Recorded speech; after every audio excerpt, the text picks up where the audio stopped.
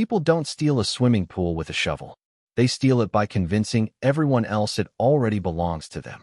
The last of the water disappeared into the storm drain with a deep, hollow echo that bounced off the concrete walls of my backyard, leaving nothing behind except cracked plaster, damp stains, and 20 years of neglected repairs finally exposed to the morning sun.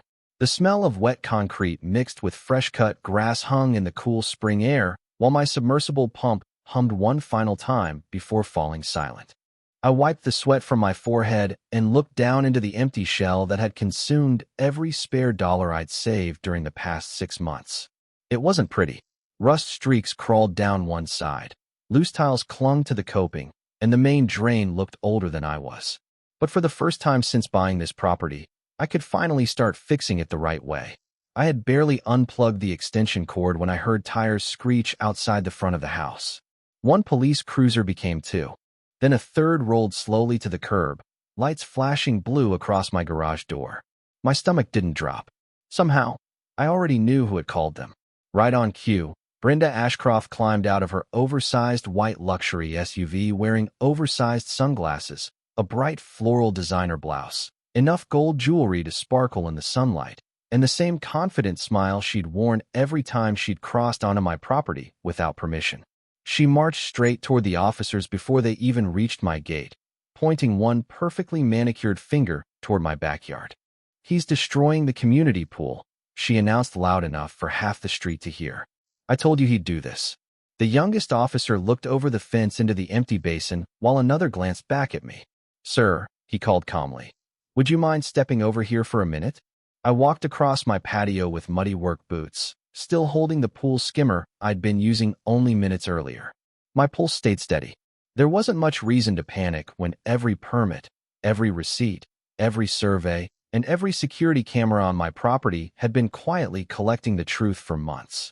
Brenda, unfortunately, believed volume carried more weight than facts. Around us, front doors began opening all along the cul-de-sac. Neighbors drifted onto their driveways with coffee mugs in hand, whispering to each other while pretending not to stare. Some looked confused.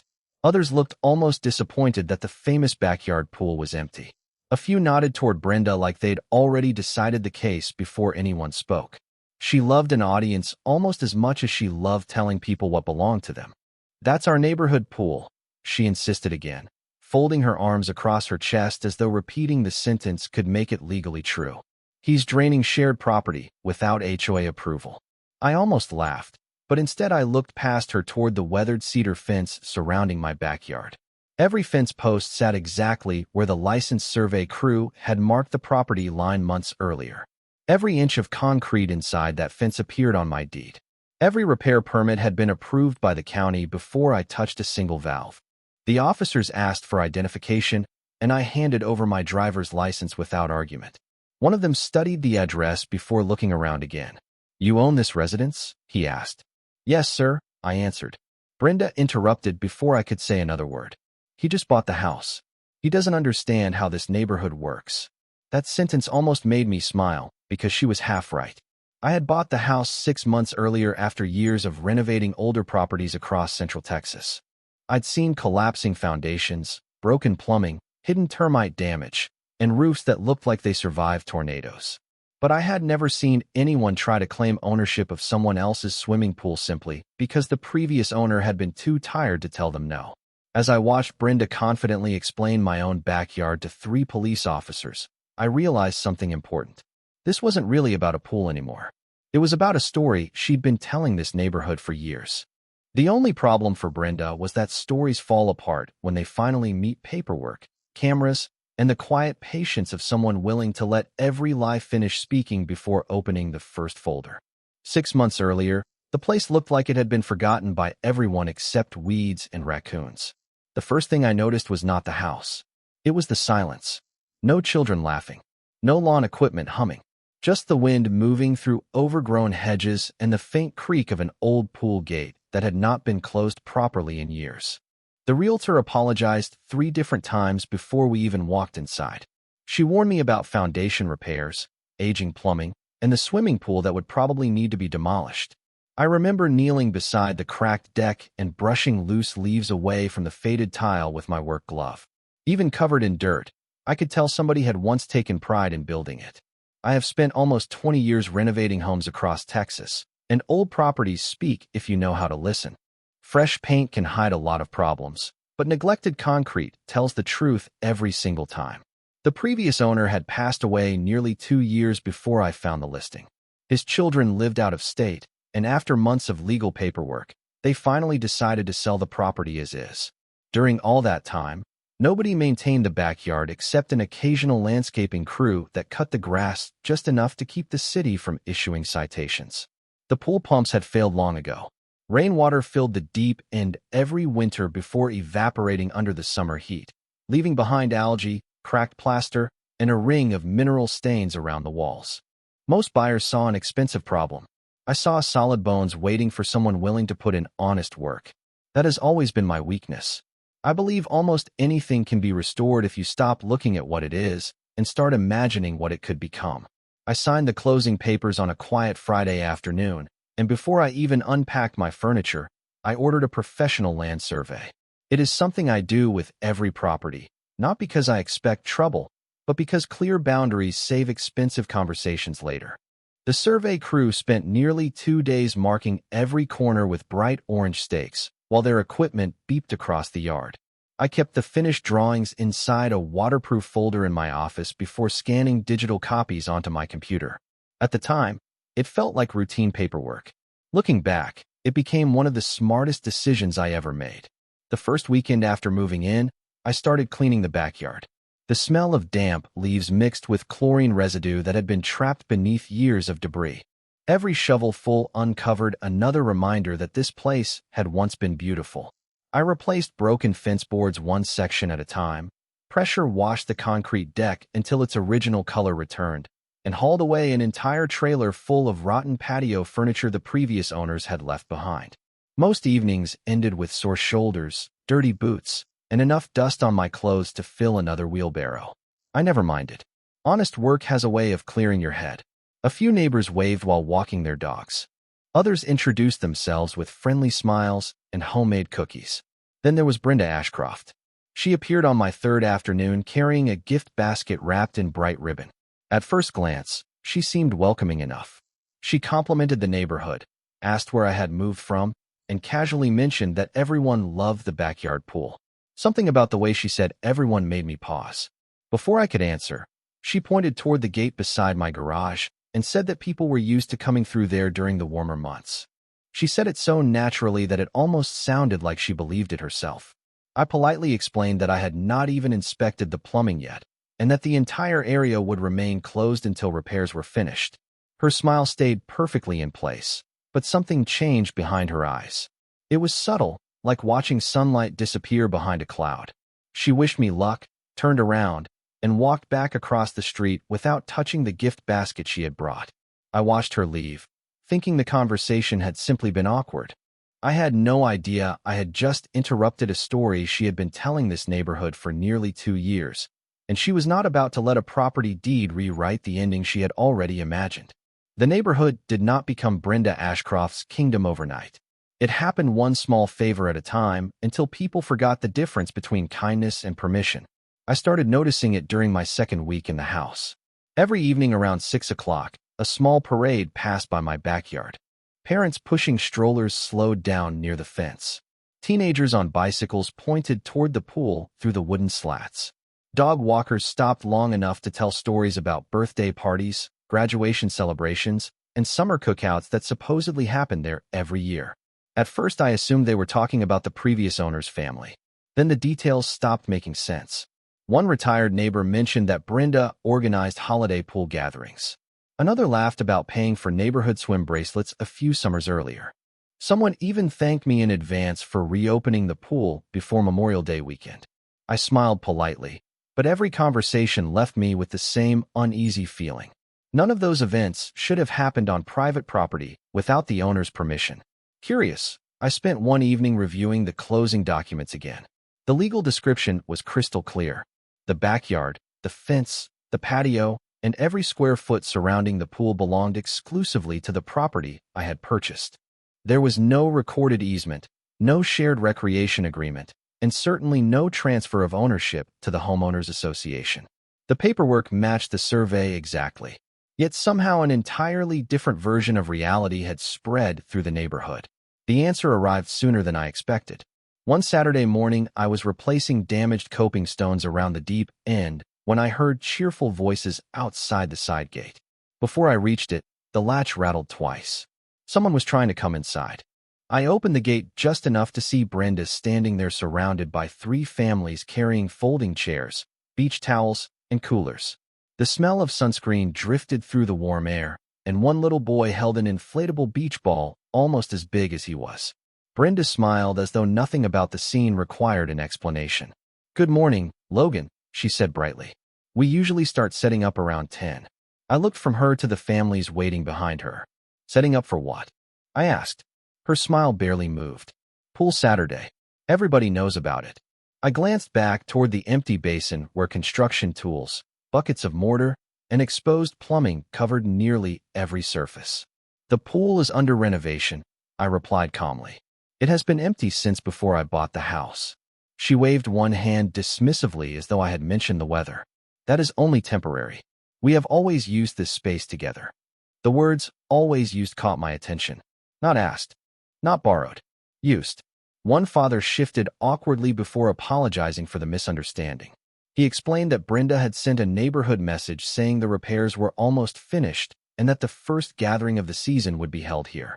His embarrassment was obvious. Mine was turning into suspicion. I told everyone they were welcome to stop by once I completed the project if I ever decided to host guests, but until then the property would remain closed. The families thanked me politely and headed back toward the street. Brenda did not move. Her expensive perfume lingered in the air while she stared past me into my backyard. "You are making this more difficult than it needs to be," she said quietly. "People expect access." I answered with the same calm tone I had used from the beginning. People can expect whatever they want. Expectations do not change property lines. Her expression hardened for only a second before the practiced smile returned. "New homeowners usually learn how things work around here." She turned without another word and walked away, her heels clicking sharply against the sidewalk. That afternoon, I installed new locks on both backyard gates, not because I feared someone would break in, but because boundaries deserve to be visible as well as legal. As the cordless drill echoed across the yard, I noticed Brenda standing across the street with her phone in her hand, watching every screw I tightened.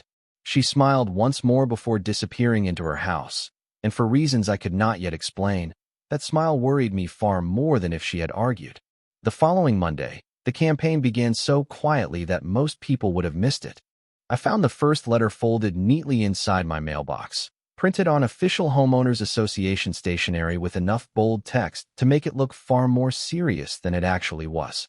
The paper still smelled like fresh toner when I unfolded it. According to the notice, I had violated community standards by restricting access to a recreational area that residents had traditionally enjoyed.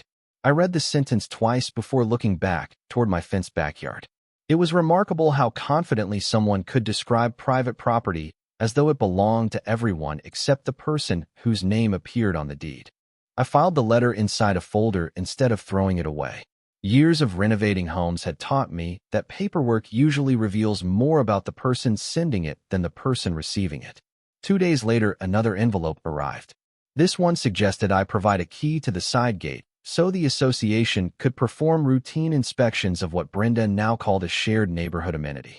There was no citation from the governing documents, no reference to any recorded agreement, only carefully chosen language that sounded official without actually saying anything enforceable.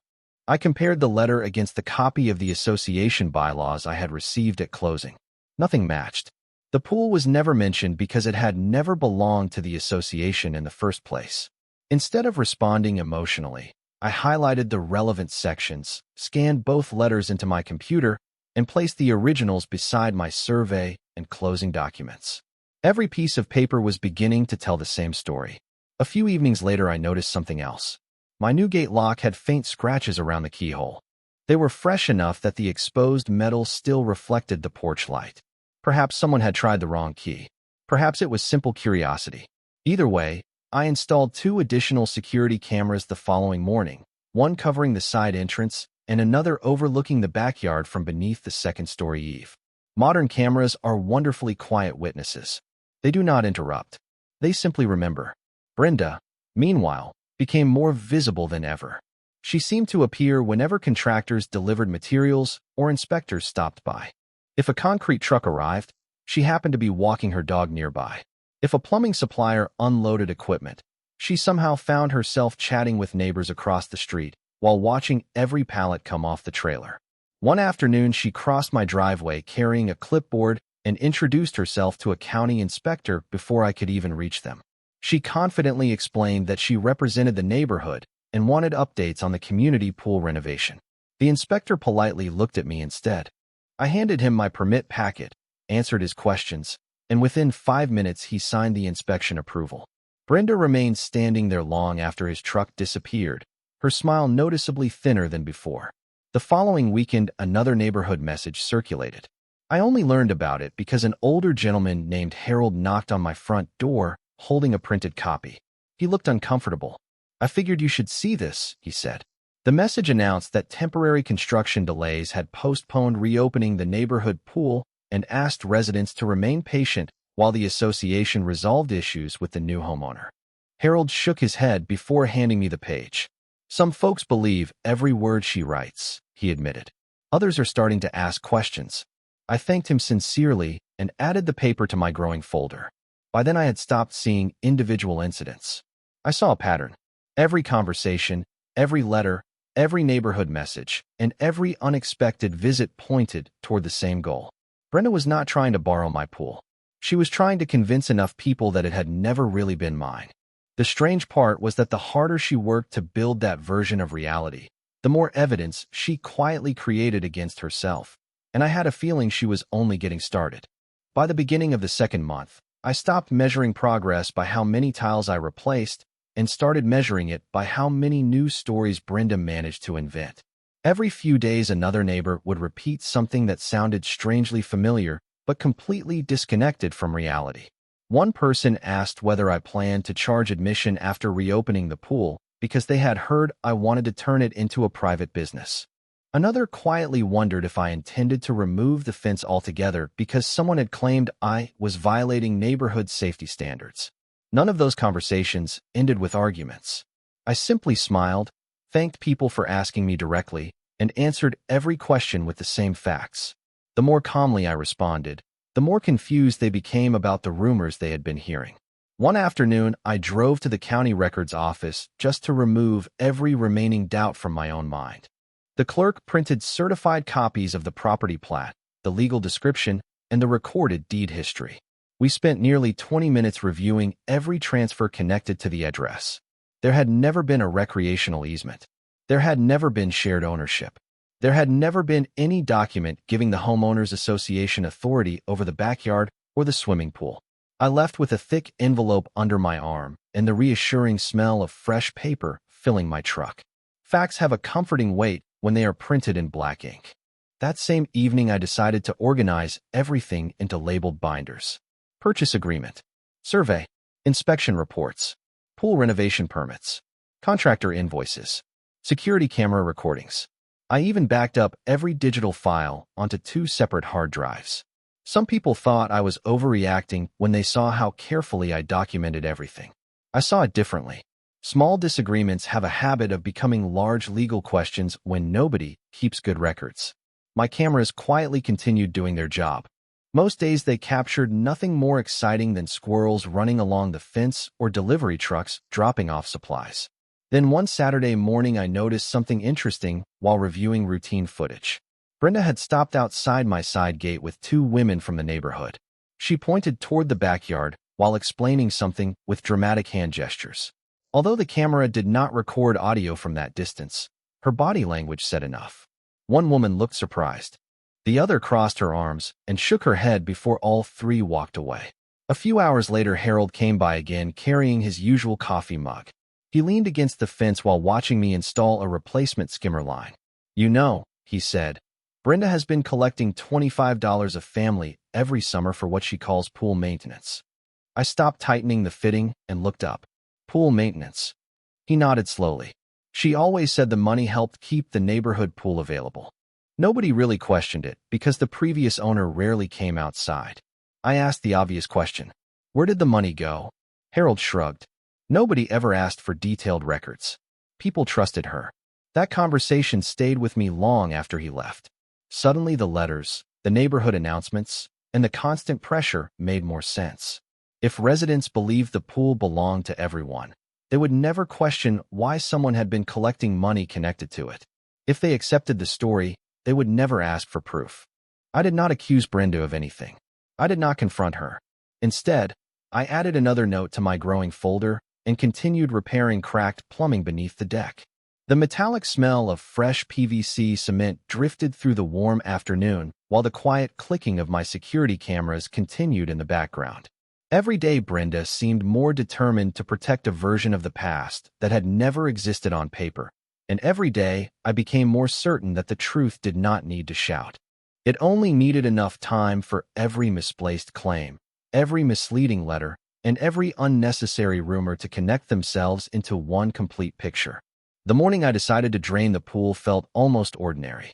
The sunrise reflected off the cracked patio while a light breeze carried the smell of damp soil across the backyard. My equipment trailer sat in the driveway loaded with replacement plumbing, waterproofing materials, and new return fittings that had finally arrived after weeks of waiting. Everything had been scheduled carefully. The county inspection had already been approved. The utility locator had marked underground lines the previous afternoon. Even the weather forecast promised 3 clear days, exactly what I needed before applying the new surface coating. I connected the discharge hose, lowered the submersible pump into the deep end, and watched the first stream of cloudy water rush toward the approved storm drainage connection. The steady hum of the motor echoed against the empty fence while leaves floated slowly toward the drain. There was something satisfying about watching years of neglect disappear 1 inch at a time. Every gallon removed brought the repairs closer to completion. Around mid-morning, my phone buzzed with a text from Harold. It contained only one sentence. Brenda has been telling people you are shutting down the neighborhood pool forever. I smiled to myself, slipped the phone back into my pocket, and kept working. There was no point responding to another rumor. Water obeys gravity, not gossip. About 30 minutes later, I noticed Brenda standing across the street with 2 residents I had seen at earlier neighborhood gatherings. She pointed toward my backyard several times before everyone climbed into separate vehicles and drove away. The cameras mounted beneath my roof quietly followed every movement without making a sound. By noon, the shallow end was almost dry. Hairline cracks that had been hidden beneath the waterline became visible for the first time, confirming exactly why the renovation had been necessary. I photographed every section for my records, timestamped the images, and saved them directly into the project folder on my tablet. Years of renovation work had taught me one simple habit: document everything before, during, and after every repair. Good records prevent unnecessary arguments. While I measured the damaged plaster near the steps, another notification appeared on my phone. This one came from the neighborhood social media page. Someone had posted that emergency action was needed because the community swimming pool was being intentionally destroyed. Several comments appeared within minutes. Some people questioned the claim. Others simply repeated what they had heard for years. I did not reply. Instead, I took screenshots and saved those alongside the letters, permits, and camera files. The pattern was becoming impossible to ignore. Every false statement generated another piece of evidence showing exactly how the misunderstanding continued spreading. Shortly after 1 o'clock, I heard distant sirens. At first, they blended into the normal sounds of traffic from the main road beyond the subdivision. Then they grew louder. Tires rolled across the pavement outside my house before engines settled into an idle. I looked toward the front yard without surprise. The pump continued humming behind me, while the remaining water circled slowly around the main drain. My cameras captured everything from 4 different angles. Brenda stepped out of her sport utility vehicle with remarkable confidence, walking ahead of the officers as though she had been rehearsing the moment for weeks. Even from the backyard, I could hear her animated voice carrying across the neighborhood. Curious faces appeared behind windows. Garage doors opened. A few neighbors drifted toward the sidewalk pretending to collect their mail. Within moments, the quiet construction project had become the biggest event the street had seen all month. I turned off the pump before walking toward the gate, not because anyone had ordered me to stop, but because I wanted the silence. Silence has a way of making confident accusations sound much louder than calm facts. As I reached the patio, I glanced once toward the waterproof storage cabinet beside my workshop. Inside sat every permit, every survey, every inspection report, every invoice, every certified county record, and months of organized camera footage waiting patiently in labeled folders. Brenda believed one dramatic telephone call would finally force everyone to accept her version of the story. Standing there with muddy boots, damp gloves, and an empty pool behind me, I realized she had unknowingly chosen the exact moment when every piece of evidence I had collected was finally ready to speak for itself. The senior officer introduced himself with the calm, measured voice of someone who had handled more neighborhood disputes than he could probably remember. He asked everyone to slow down and let each person speak one at a time. Brenda did not seem interested in that arrangement. Before I could answer the first question, she launched into a polished explanation about how the swimming pool had served the entire community for years, how residents had always depended on it, and how I had suddenly decided to destroy what belonged to everyone. She spoke with absolute confidence, pointing toward the empty basin behind me, as if the concrete itself would somehow support her story. The officer listened without interrupting, occasionally making a note on a small pad before finally turning toward me. "Sir, can you explain what work is taking place today?" I nodded. "I am repairing structural cracks, replacing plumbing components, and resurfacing the pool. The county inspection was completed before the work began, and every permit is inside my workshop." He thanked me and simply asked if he could see the paperwork. That single request changed the atmosphere almost immediately. I unlocked the storage cabinet and carried out two neatly organized binders. The first contained the purchase agreement, recorded deed, certified property survey, and legal description. The second contained renovation permits, inspection approvals, contractor invoices, dated photographs, and maintenance records from the day I purchased the property. The officers stood beside the patio table while carefully reviewing each document. Nobody raised their voice. Nobody rushed. The only sounds came from pages turning in the warm afternoon breeze and the distant chirping of birds somewhere beyond the fence. Brenda crossed her arms and let out a short laugh. "Paperwork does not change community history," she insisted. The older officer looked up politely. "Ma'am, we are verifying ownership first." That sentence seemed to surprise her. She had expected immediate agreement, not careful verification. While the officers continued reviewing the documents, I opened my tablet and selected a folder labeled exterior cameras. Months of organized recordings appeared by date and time. I explained that the cameras had been installed shortly after I moved in because renovation equipment remained on the property overnight. One officer asked whether the recordings captured activity near the side gate. "Every day," I answered. We began with clips showing repeated attempts to open the locked gate. Then we viewed recordings of Brenda standing outside with groups of residents while pointing toward the backyard. Next came neighborhood gatherings where families arrived carrying towels after receiving messages that the pool would soon reopen for community use. None of the footage showed anyone acting aggressively. It simply documented a steady pattern of assumptions, conversations, and repeated claims about property that the recorded documents clearly identified as privately owned. The youngest officer quietly asked whether the association had ever provided written evidence showing ownership or legal access rights. Brenda searched through the folder she had brought from her vehicle before producing several newsletters discussing neighborhood pool activities.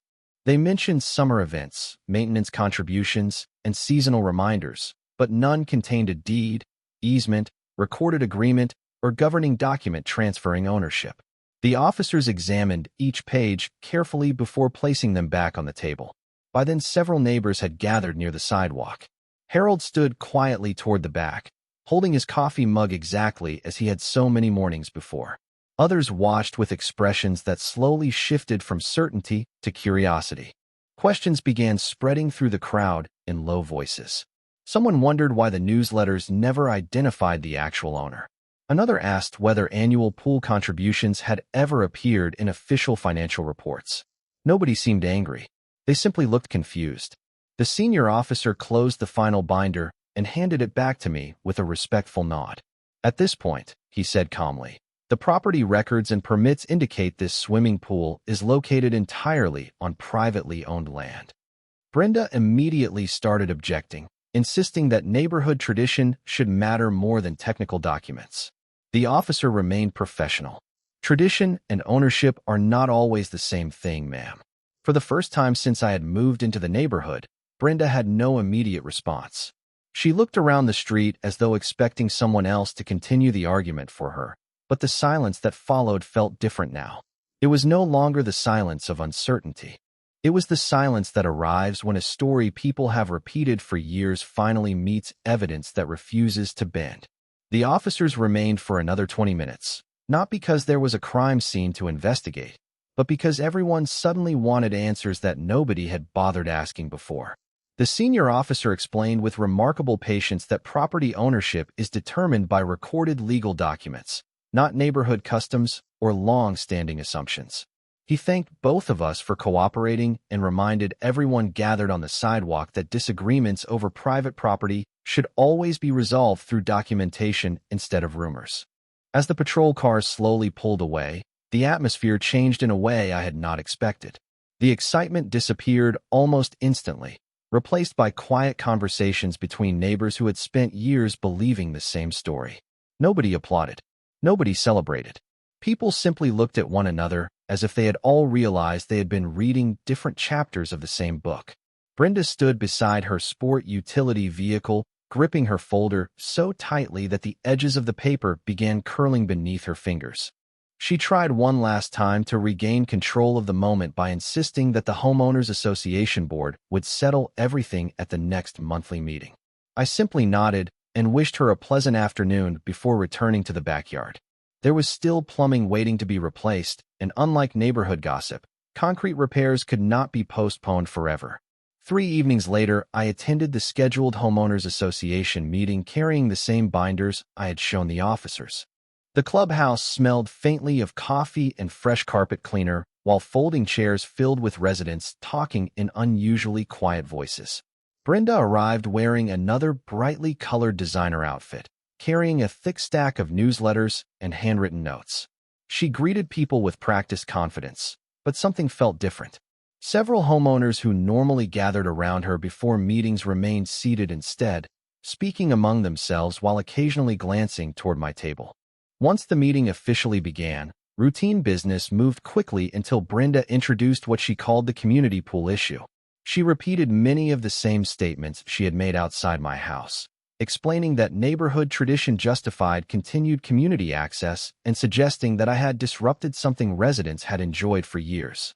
When she finished, one of the board members politely asked a simple question. Can we see the governing document that gives the association ownership or maintenance authority over the pool? The room became unusually still. Brenda searched through her papers before producing copies of old newsletters, event calendars, and seasonal reminders. The board members reviewed each page carefully. One by one, they placed them back on the table. Finally, the association's secretary spoke. "These are announcements," she said gently. "They are not recorded property documents." I waited until invited before placing my survey, deed, permits, and certified county records on the table. Every page matched the information already verified earlier that week. Then I displayed several printed photographs showing the survey markers installed immediately after closing, followed by renovation permits issued under my name months before the disagreement reached the neighborhood. The discussion shifted noticeably. Questions no longer focused on my renovation. Instead, homeowners began asking how the misunderstanding had continued for so many years.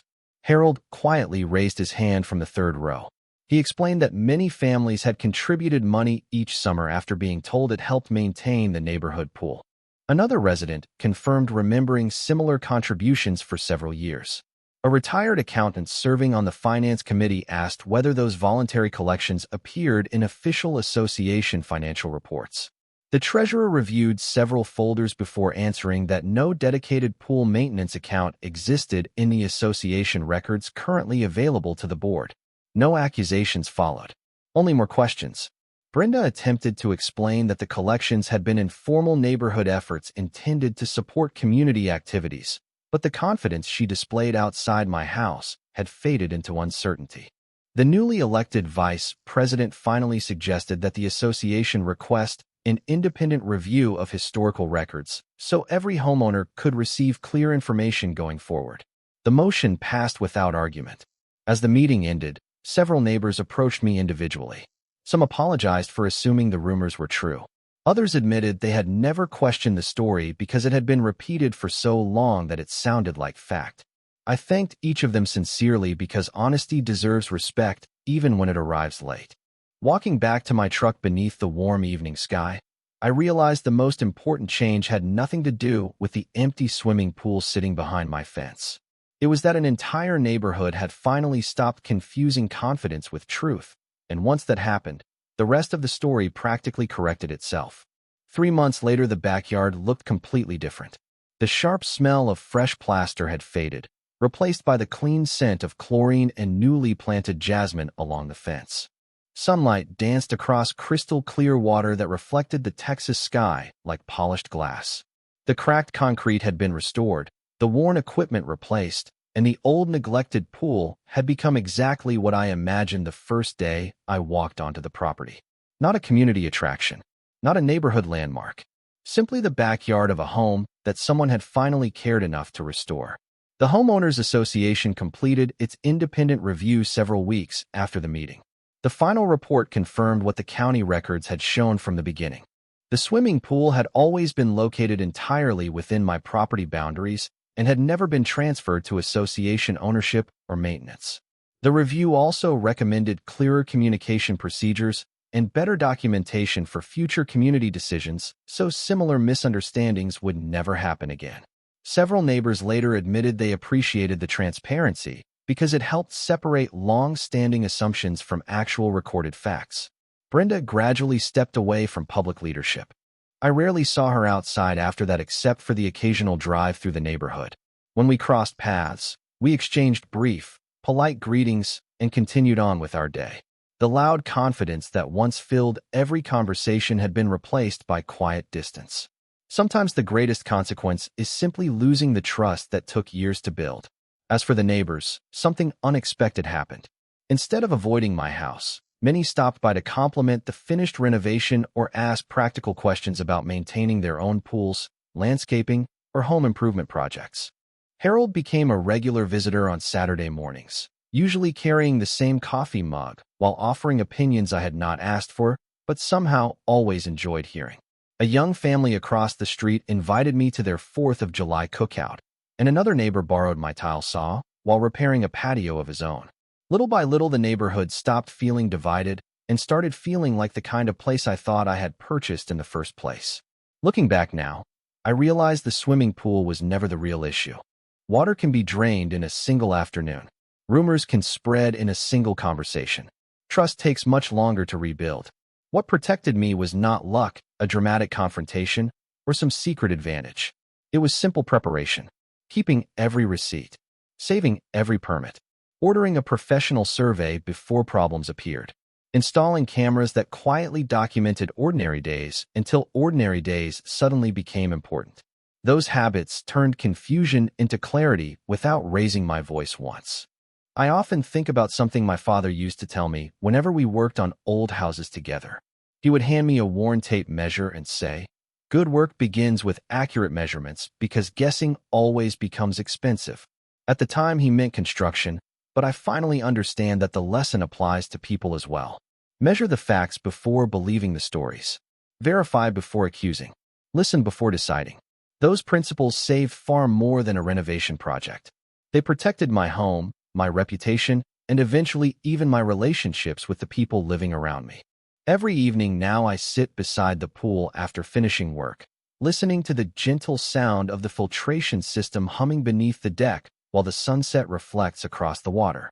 The same backyard that once attracted confusion now reminds me that patience almost always outlasts noise.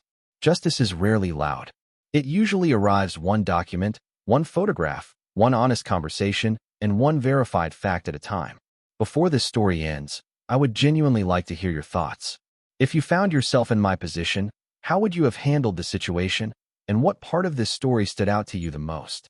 Share your perspective in the comments, because I enjoy reading how different people would approach moments like these. And if you enjoy stories where patience, preparation, and truth ultimately make the difference, consider subscribing so you will not miss the next one. There are plenty more stories to tell, and sometimes the quietest victories leave the strongest memories.